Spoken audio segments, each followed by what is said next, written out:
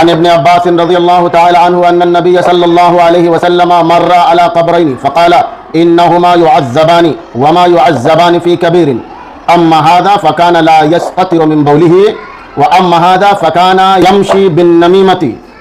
عبداللہ ابن عباس رضی اللہ تعالیٰ عنہ کہتے ہیں کہ اللہ کے نبی صلی اللہ علیہ وسلم کا گزر دو قبروں کے پاس سے ہوا تو اللہ کے نبی صلی اللہ علیہ وسلم نے فرمایا انہما یعذبان، ان دونوں کو عذاب دیا جا رہا ہے، اور ان کو عذاب کسی بڑے گناہ کی وجہ سے نہیں دیا جا رہا ہے۔